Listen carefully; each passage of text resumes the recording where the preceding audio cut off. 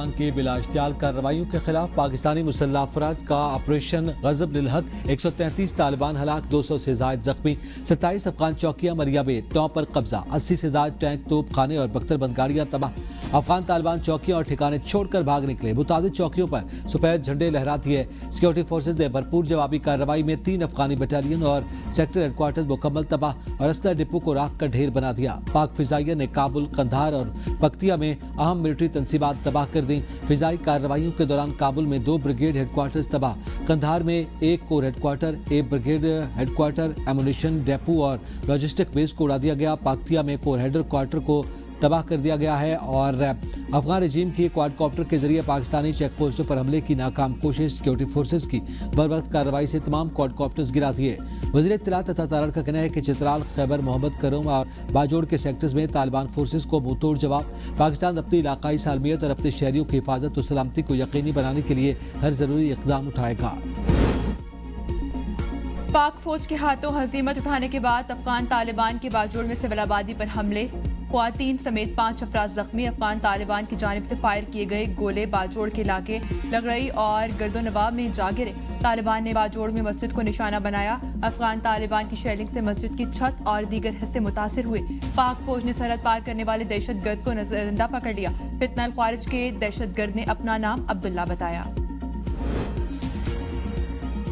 پاک افغان سرحد پر کھڑے پاک فوج کے جوان مادر وطن کے تحفظ کے لیے پرعزم۔ ایک جوان نے چوکی پر کھڑے ہو کر کہا، افغان طالبان کو اندازہ نہیں انہوں نے کس قوم کو للکارا ہے۔ ہماری قوم ڈرنے والی نہیں، اگر کوئی بھارت کے کہنے پر ہم سے پنگا لے گا تو اسے بہت مہنگا پڑے گا۔ پاکستان اپنا دفاع کرنا جانتا ہے۔ امن کو کمزوری سمجھنے والے مضبوط جواب کے لیے تیار رہیں، کوئی دشمن ہماری پہنچ سے باہر نہیں ہوگا۔ صدر زرداری کا افغان طالبان رجیم کو 2 ٹوک پیغام، کہا پاکستان کو معلوم ہے مضبوط ساز اور سہولت کار کہاں موجود ہیں۔ خون ریزی جاری رہی تو ذمہ دار عناصر ہماری پہنچ سے باہر نہیں ہوں گے۔ قومی سلامتی پر کوئی رعایت نہیں دی جائے گی۔ پاکستان دباؤ یا دھمکی سے مرعوب نہیں ہوگا۔ وزیر اعظم شہباز شریف نے کہا کہ مسلح افواج کسی بھی جارحانہ عزائم کو خاک میں ملانے کی بھرپور صلاحیت رکھتی ہے۔ فیلڈ مارشل کی قیادت میں افواج پاکستان قومی جذبے کے ساتھ فرائض انجام دے رہی ہے۔ وطن عزیز کے دفاع پر کوئی سمجھوتہ نہیں کیا جائے گا، ہر جارحیت کا منہ توڑ جواب دیا جائے گا۔ سابق وزیر اعظم راجہ پرویز اشرف کا سیکیورٹی فورسز کو زبردست خراج تحسین، کہا فورسز نے دہشت گردوں کو بھرپور جواب دیا۔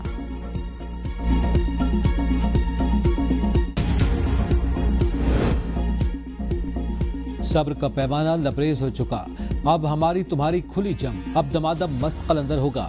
وزیر دفاع خواجہ آصف کا افغان طالبان کو 2 ٹوک پیغام، کہا پاکستانی فوج سمندر پار سے نہیں آئی، ہم تمہارے ہمسائے ہیں، تمہاری اوقات جانتے ہیں۔ جارحیت کا منہ توڑ جواب دیا جا رہا ہے، قومی سلامتی پر کوئی سمجھوتہ نہیں کیا جائے گا۔